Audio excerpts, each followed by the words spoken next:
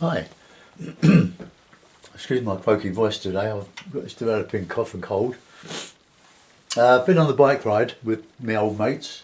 When I say old, they're old because I've known them for a long time, but old also in age. And this is the bit of the boardwalk, the new boardwalk.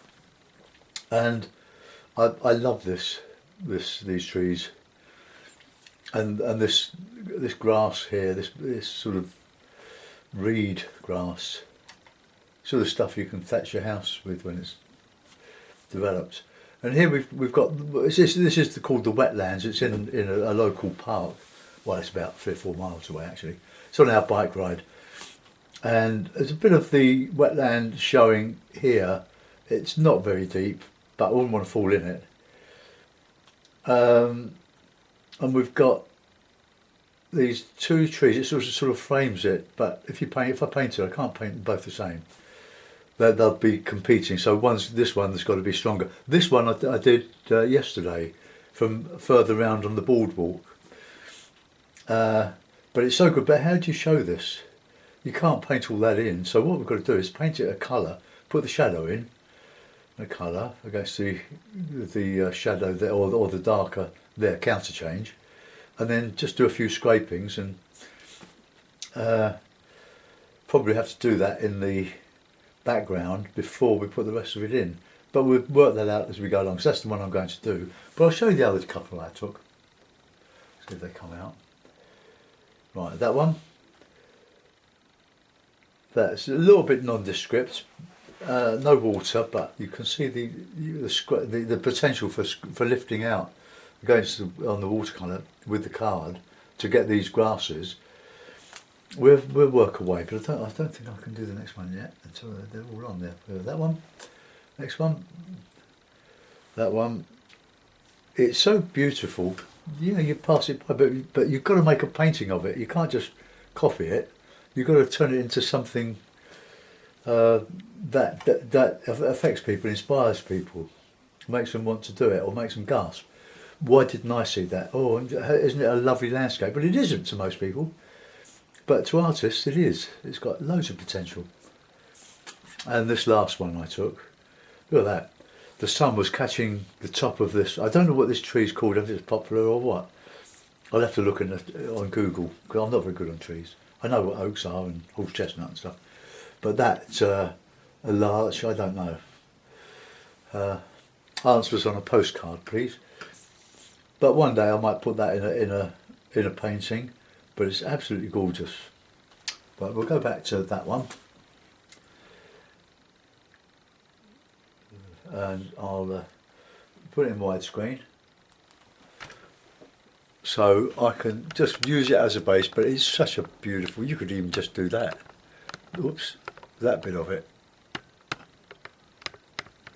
Leave out the bit of boardwalk, but that would be a painting in itself, from there, an L-shaped painting. Maybe we'll do that. Right, okay, I'll move that to one side. That tree again. It's a nice little tablet, this. My daughter bought it for me a couple of years ago. It's a Lynx tablet. The tatty case I got online, it's got a keypad on it, but it didn't last very long. It's a keypad, but for £10. It's quite a reasonable case. It keeps it safe and sound. So let's take you out of that. So there. Now that is, you're fairly, I hope it don't clonk the tripod. Right, I've got the watercolours. Got my cup of tea, getting cold as usual. I wouldn't want you to think that our bike rides are extra strenuous. They're not. We go quite slow, we stop a lot, have a chat, laugh, have a cup of tea at Merton Abbey. But when I get about a mile from home, it's all uphill. So the old legs. Right, well, first thing, wet in wet, is wet the paper. Now I've got this at quite a shallow angle now.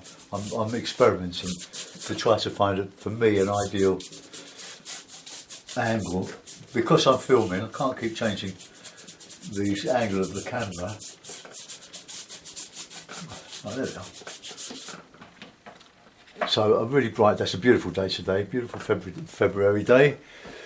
The temperature in my bit of London, suburban London, is 10 degrees. It's sunny, bright, beautiful. Clouds, little clouds. So we'll have a go at approximating the sky, but I like to use a bit of sienna just to give that light behind the clouds. And I'm painting that in where that grass is going to go. Okay, so we'll put in some blue. Now we want quite a bit of blue.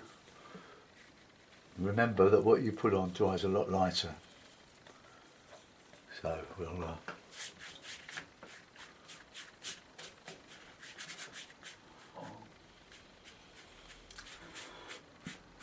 right, that will hopefully show the clouds. Let's go a bit darker over the top there. And we're painting around the clouds. Right, that'll do. And we've got a nice bit of blue in the foreground here.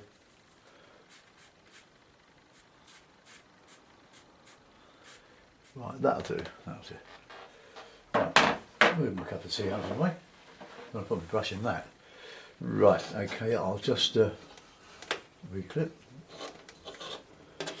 That is drying off. Nice and tight. Just put the clips back. Something about a blank piece of paper that ought to do. Will it be better than the last one? Let's hope it will be.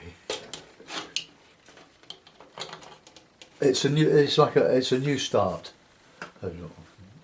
Oh, I'm not going to touch that.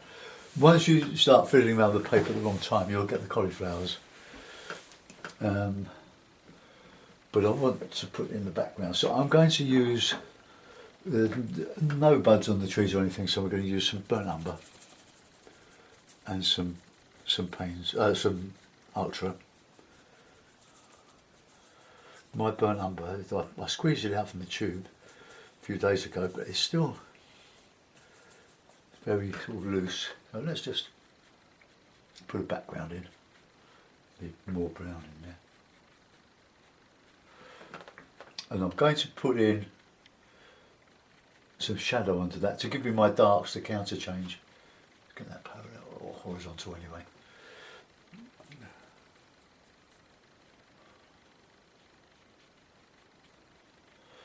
So you have to compensate for this fading as it dries in wet.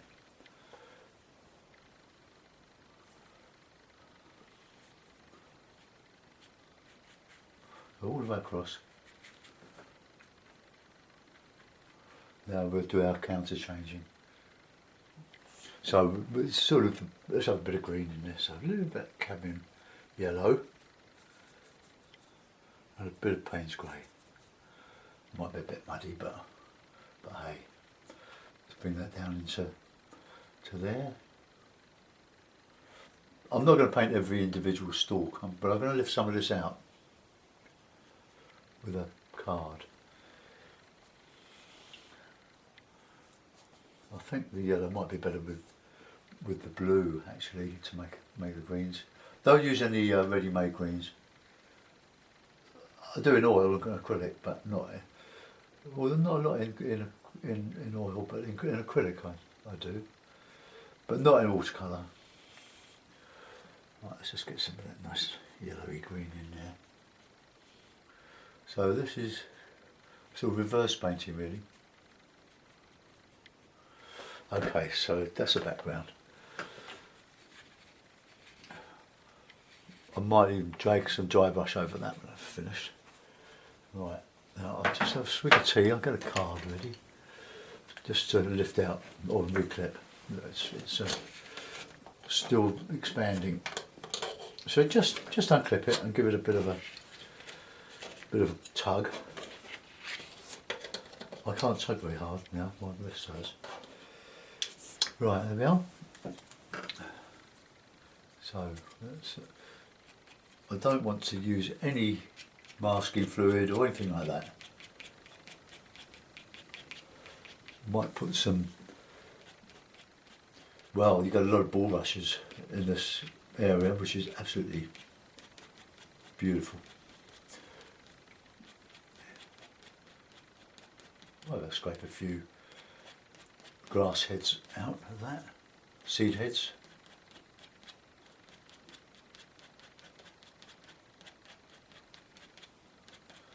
Now, for the moment, these aren't trees. I can continue these when I put the other colour underneath, but it's going to be a very light colour, straw colour. Now, right, put some in there. And now if I just can scrape a couple of little bits of stuff out of it here, but it probably won't show, probably not dark enough. Just to show the seed heads, probably some will show there.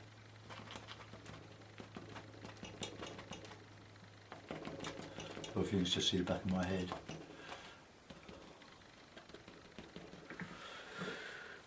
Okay, well that sort of works a little bit. The little goes a long way. Right, okay, we'll sort out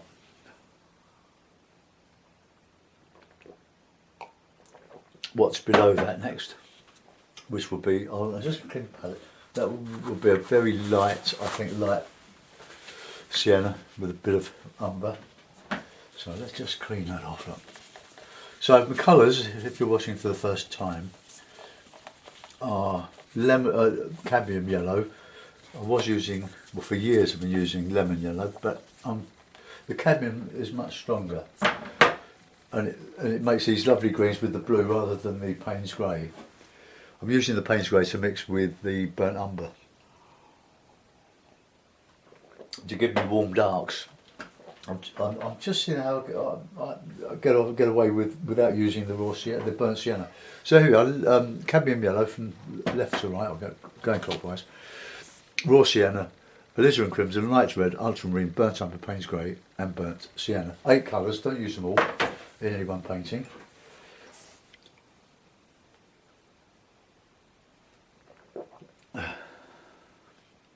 I suppose I could, while that was wet, I could have put in a couple of little clouds there, but that's okay. That won't worry about that.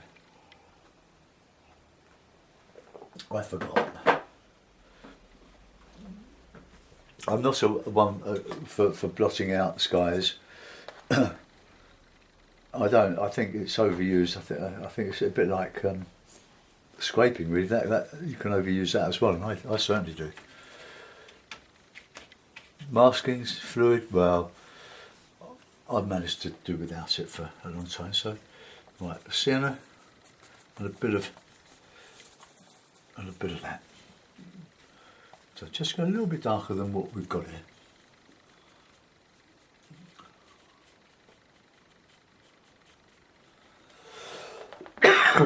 Oh, excuse me. My voice is sort of disappearing. I talk. Right, okay, now the burnt umber, the Payne's grey. You give it a nice warm dark. Right, okay, let's just put in some of this shadow.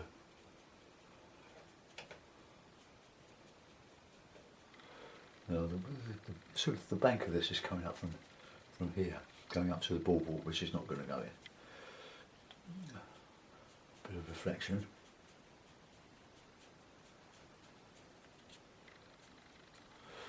Right, and that sort of more or less goes to nothing along here. We'll put some in.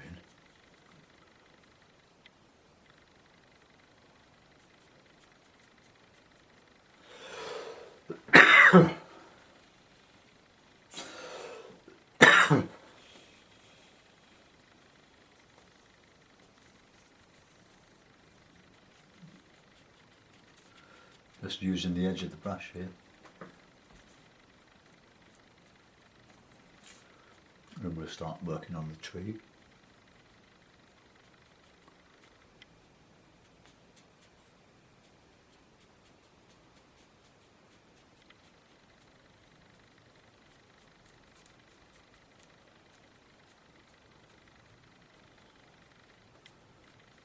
There's some green bits in there as well, which will be put in. Right, let's just show some of these here. So that some of it goes up to connect with those other tops. But I don't really need to do a lot of this. But enough to show, so let's put in those green bits. So lemon yellow, cad yellow, blue. So that's a nice, lovely green. Look. So let's just put in a bit of that here.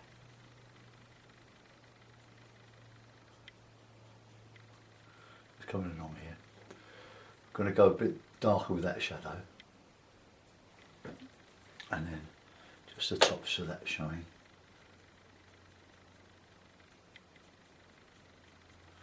Right, a bit darker now.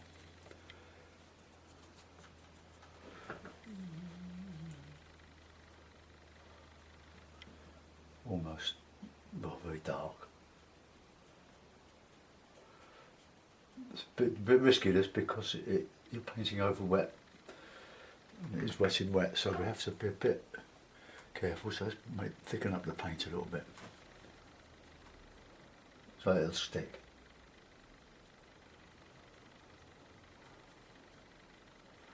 But give me something to etch into.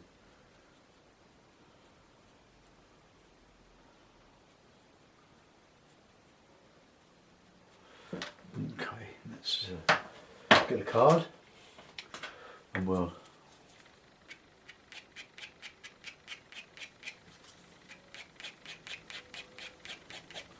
no, it needs to dry off a little bit.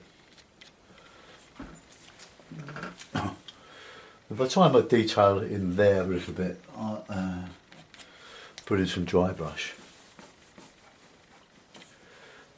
Right, okay, it's just starting to dry off a little.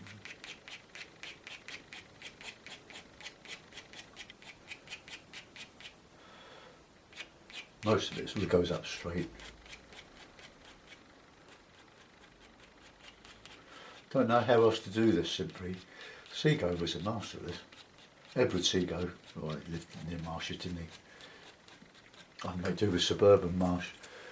But Seago was a Norfolk man, Norfolk Broads. All that on your doorstep, my word. I wonder if he'd become a great landscape painter.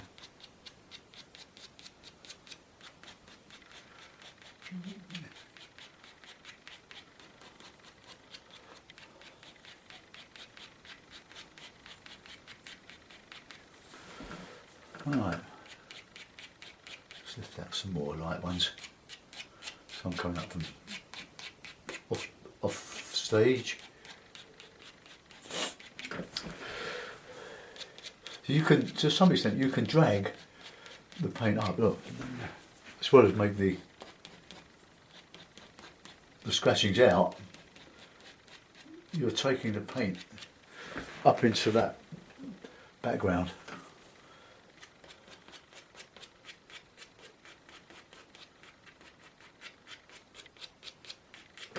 Okay, well that, I think we've sort of done that, overkilled that. And then we'll just show some coming down here.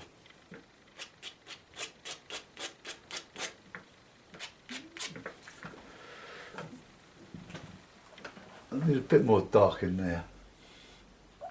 This bit here.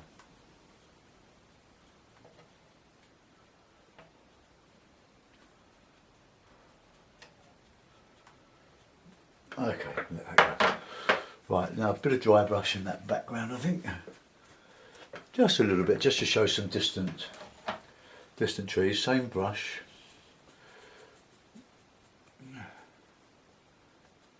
We'll have that a bit bluey.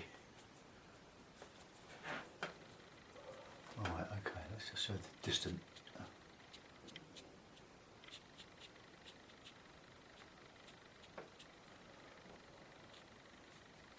Just with the corner of the brush really.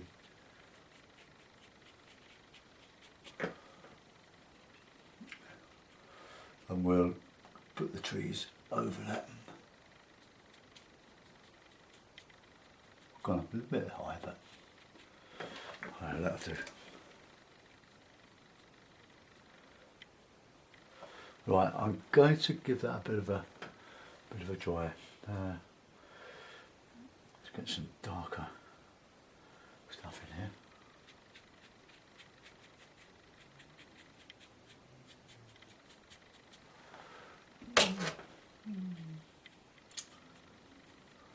Right, give that a dry with a hairdryer now. My trees are only going to be approximate. Now, so take your headphones off or mute your screen.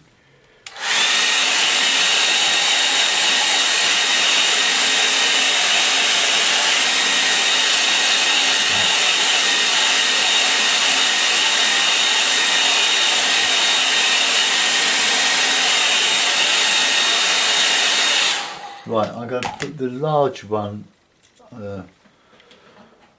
over here, I think, behind. So, Payne's Grey, not Payne's Grey, Burnt Umber and Ultramarine. And we'll just come up there.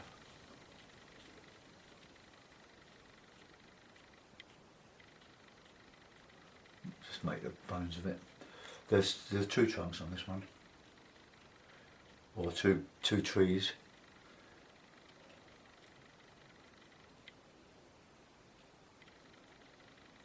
I have to use a rigger. Oh, let's put some of these coming across here.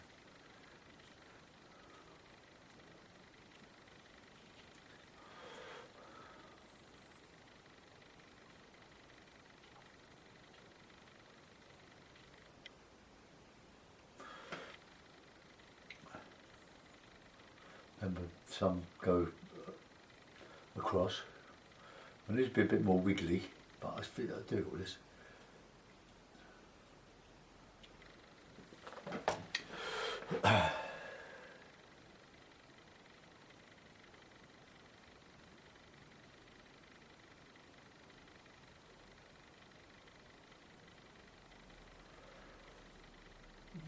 So get some up here, some more spiggly. This is a bit offensive. Let's add a couple, a bit more.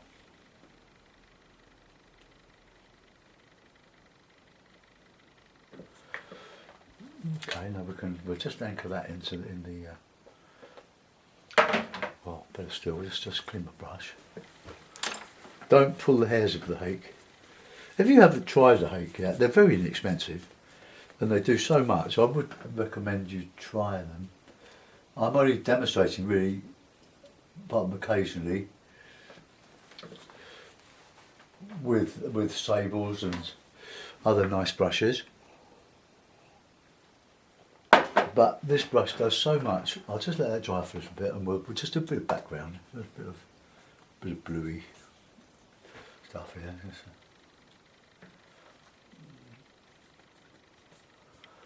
No, you get this. While it's sort of newish, you can get all these lovely. Well, it's not new now. Chisel edge. Oh, we just put in some little bits and pieces, a bit of chunky stuff. Just a bit of detail. When the brush splits, just drag it together.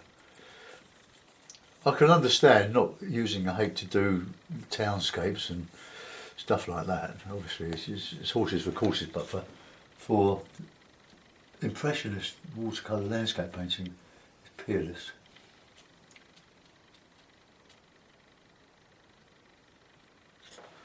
Right, that'll all blend in.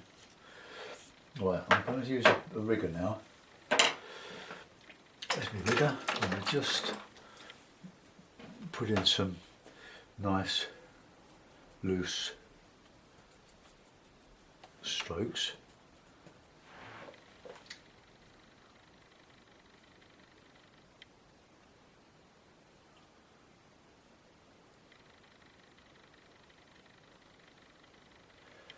I'm going to dry brush over this. It's a bit thicker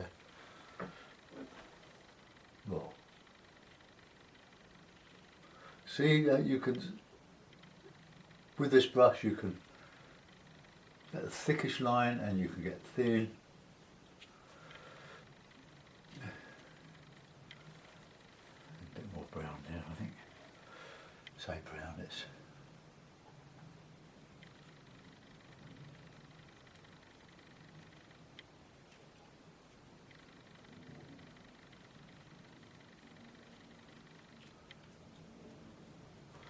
oops, my screen's gone dead. Let's just refresh it. Okay.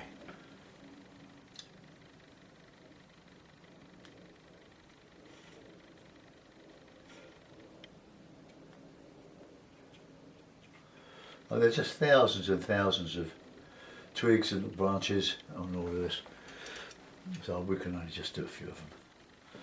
That'll do. By the time I put some stuff over the top, I'm going to do this other tree, but slightly warmer. Well, no, not necessarily. Let's just put it here. But, well, use a leader for this.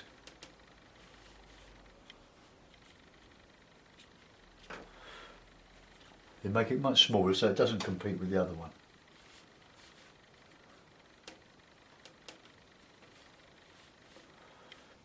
See, the thing about a beginner is that you will try to put everything in, and if I can show you something about how to leave it all out and change things, you'll escape some of the pitfalls. That's quite hard to do this.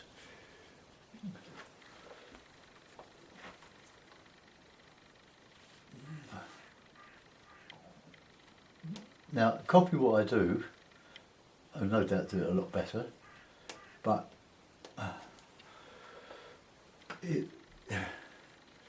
I've done the selection for you. You just makes it easy, or easier.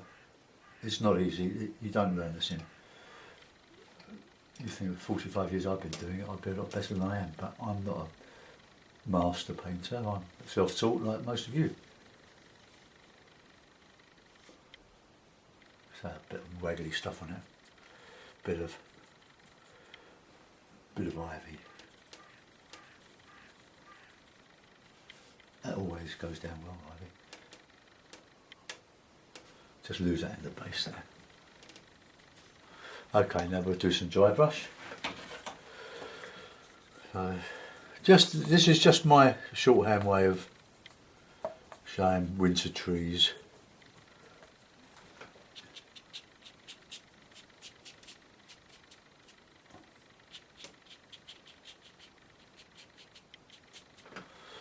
A bit warmer.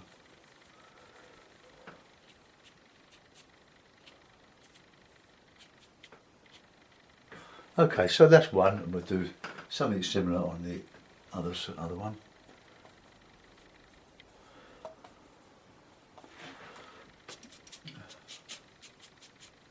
Just using the edge to the corner of the brush.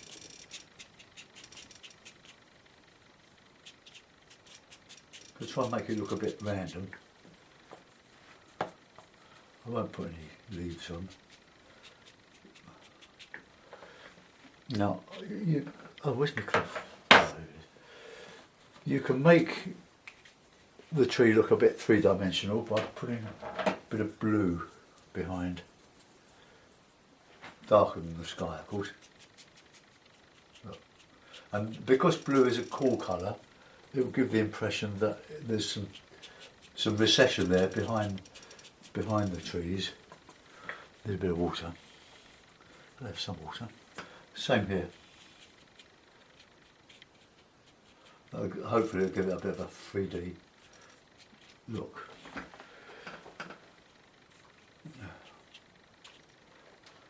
Okay.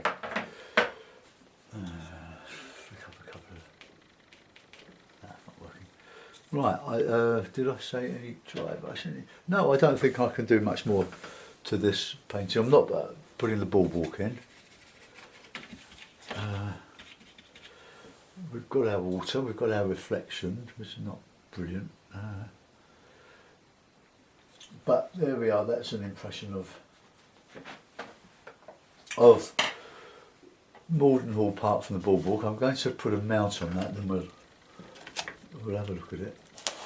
We will put some birds in because there are lots of birds on the park today.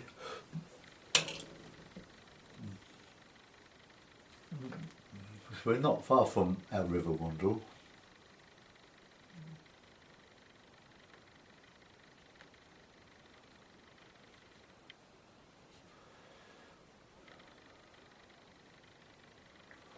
Okay, that'll do. I'll sign it. Then I'm going to have a chat with Alan Owen. If you don't subscribe to his channel, have a look. And Stephen Cronin, they're the two people I do recommend. Alan, because he teaches very basic techniques and he's very, very good. Stephen, because he's a very good impressionist painter and takes risks, and very entertaining talker as well. Right, let's put that now on. Right, okay, there we are. So we've got a painting out of that. Let's show you the original. Come up there. So you can see that. So that's that one, and that's my one. Let's zoom out. So there we are. I'll find it all to the angle now. Which I'll have to clip it. Then we'll just zoom in on it. Oh. So it's sliding off. Right. Okay. So there's our painting. Let's zoom in. We won't pay attention to the sky. Let's have a look at that tree there. It's just coming up. Maybe it needs just a little bit of stuff around it, as does that. Let's just do a bit.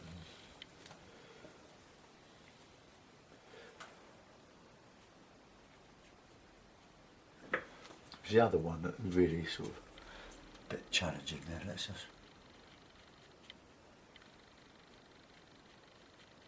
just lose that in the base. Same with this. Put some stuff in here. Right, no more than that.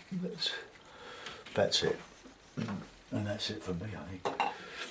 Feet up now and have a chat with Alan if he's available.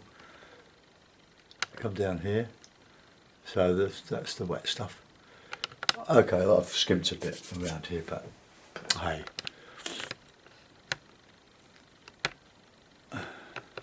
Right, well I hope you enjoyed that. Thanks for watching. Go and have a coffee and a splutter now. Right, see you soon. It'll probably be tomorrow. Bye bye.